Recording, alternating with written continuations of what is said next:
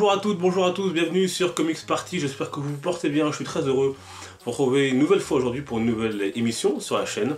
Et aujourd'hui, un nouveau numéro de Flashback, troisième du nom. Et pour ce troisième numéro, nous repartons dans les années de 1939 à 1945, durant donc la Seconde Guerre mondiale, pour voir un peu comment se sont comportés nos super-héros à cette époque-là, et comment les éditeurs ont servi ou non la propagande. Voici donc le troisième numéro de Flashback.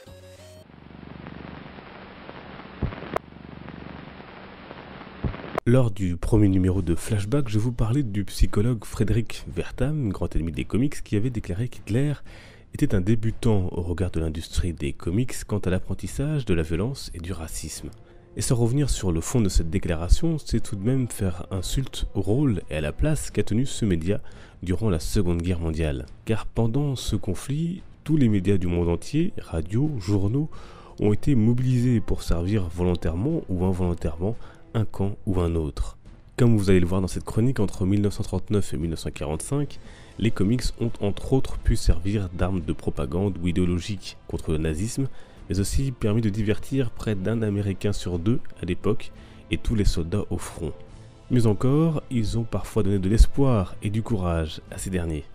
Car ces héros tout juste naissants, Superman n'est apparu qu'en 1939, ont donc vite été jetés dans le grand bain.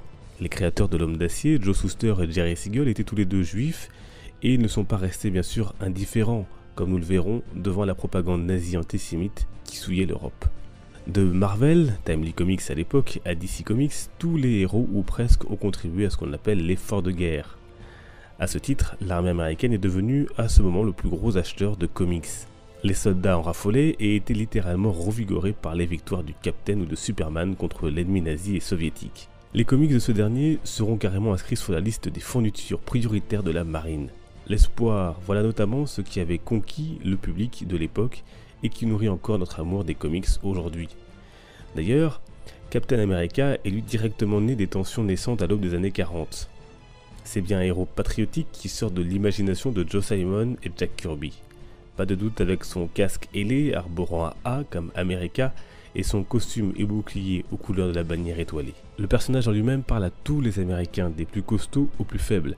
Steve Rogers, rappelons-le, est à la base un jeune de Brooklyn, de milieu modeste, bien trop chétif pour pouvoir se faire enrôler dans l'armée. Il représente donc pour les jeunes Américains de l'époque l'espoir et le dépassement de soi. Comprenez, il y a un Captain America qui sommeille en chacun de vous. Et le film Captain America First Avenger, sorti en 2011, montre bien ce petit gars qui ne lâche rien et qui veut aussi participer à la bataille malgré ses faibles capacités physiques. Le message était clair pour les jeunes lecteurs du héros qui ne rêvaient que de devenir à leur tour le Captain America. Rien d'étonnant donc que l'armée l'utilise alors pour ses campagnes de recrutement, et bien d'autres super-héros seront utilisés par le gouvernement américain sur des supports de propagande. Et dès son premier numéro, le héros annonce la couleur en donnant un coup de poing mémorable au Führer. Rappelons qu'à cette époque, les Japonais n'avaient pas encore attaqué Pearl Harbor et que les Américains n'étaient donc pas vraiment encore engagés dans le conflit. Plus d'1 million d'exemplaires de ce numéro 1 seront vendus et dans ses premières aventures, le Captain passera donc son temps à combattre les nazis et Hitler. Avec cette genèse, Captain America deviendra le porte-étendard des héros patriotiques. Car s'il n'est pas le premier héros de ce genre, il est indéniable que son immense succès et la situation géopolitique de l'époque donnèrent l'idée à d'autres éditeurs de se lancer. Parmi eux, on put donc découvrir Captain Battle et Captain Commando, Captain Freedom ou encore chez DC Comics, Liberty Bell. Mais le résultat des courses, s'il en reste bien un, après toutes ces années, c'est bien Steve Rogers. La série Young Allies, qui mettra notamment en scène Bucky, permettra de voir des ados infliger des corrections à l'ennemi nazi. D'autres héros Marvel vont s'unir à cette époque pour lutter contre la menace. Avec les envahisseurs, la Maison des Idées envoie Namor, le Captain et Bucky, la Torche Humaine et Taureau se battre contre les nazis. L'ennemi est alors Masterman, un surhumain envoyé par Hitler pour tuer le Premier ministre britannique Winston Churchill. Ils vont au fur et à mesure de leur aventure affronter de nombreuses menaces allemandes et japonaises. Namor, pourtant ennemi des hommes, lui, en solo, mènera sa flotte Atlante contre les forces de l'Axe. Si Captain America symbolise bien cet engagement des scénaristes et des éditeurs dans le conflit, les autres super-héros ne sont pas en reste, à commencer chez DC Comics par l'Homme d'Acier ou Wonder Woman. Sur cette fameuse couverture de 1942, on voit Superman prendre par le col Hitler et l'empereur du Japon Hirohito.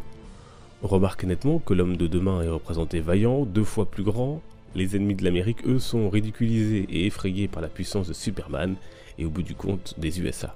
Mais détrompez-vous, dans ces histoires, Superman ne mettait pas forcément fin au conflit en un claquement de doigts comme il aurait sans doute pu le faire s'il avait réellement existé. Non, pour le moral des troupes qui lisaient ses aventures, la plupart du temps, il prêtait main forte aux soldats en détruisant les avions et autres navires ennemis. Mais la publication de ces comic books ne sera pas aisée, puisque temps de guerre oblige, le papier sera réquisitionné, menant à une pénurie de nombreux titres, et de plus, les auteurs, dessinateurs seront aussi envoyés au conflit et seront souvent remplacés par des moins talentueux, ce qui se fera ressentir sur bon nombre de comics. Pas mal d'héros que nous lisons encore aujourd'hui sont donc nés en pleine guerre, que ce soit Superman, Wonder Woman, Batman ou encore le Captain America. Ils sont nés de ces temps incertains, troubles, changeants. Ils sont alors devenus, en ces heures sombres et douloureuses, des outils de propagande, mais aussi des vecteurs d'espoir et de courage, parfois. Ils ont participé malgré eux à la propagande, mais ont été un réel divertissement pour les soldats au front par exemple. Pourtant, à l'issue du conflit, ces héros seront également en quelque sorte des victimes collatérales. Et oui, le monde s'ouvrait sur une période de paix, alors à quoi bon avoir des super-héros? Surtout que l'Amérique avait trouvé dans des hommes ordinaires, les soldats, ces nouveaux héros. Cette période qui s'ouvrait allait mener aux années 50 et conclure l'âge d'or des super-héros. Voilà, et bien sûr, il y aurait encore tant de choses à dire sur ce thème. N'hésitez pas à partager cette vidéo sur vos réseaux sociaux. Également, on parle ensemble dans les commentaires de ce que vous avez pensé de ce sujet et de cette façon d'utiliser les super-héros durant cette Seconde Guerre mondiale. Et puis, comme vous voyez derrière, il y a de nouveaux dessins qui sont arrivés, des dessins d'abonnés, donc je voudrais les remercier sincèrement. Il y a ici, vous allez le voir sur l'écran, un Spider-Man qui a été fait par Swan, avec un petit mot très gentil. Merci à toi Swan pour ce Spider-Man qui est super méga cool et super méga classe. Je l'adore tout simplement. Et puis il y a également Fabien qui m'a envoyé un Black Panther que vous voyez maintenant en mieux. Everybody wants to be the king, avec un très très gentil mot derrière. Merci Fabien, également un fidèle abonné de la chaîne. Et je sais qu'il y a d'autres dessins qui arrivent, donc merci du fond du cœur à tous ceux, toutes celles qui souhaitent et qui m'envoient des dessins. Ça me fait vraiment très très plaisir. Je suis très heureux de pouvoir les montrer dans ces vidéos. On se retrouve bien évidemment comme d'habitude sur les réseaux sociaux Facebook, Twitter et Instagram pour échanger, pour discuter, pour partager les achats de nos lectures comics. Et je vous invite également à rejoindre le compte Twitter Ça parle de films sans CDI qui fait notamment des débats autour de films de super-héros. Je vous mets également le lien dans la description si vous voulez y jeter un œil. On se retrouve avec grand plaisir la semaine prochaine pour de nouvelles vidéos. Merci à vous de votre grande fidélité, de votre participation et de votre engagement sur cette chaîne.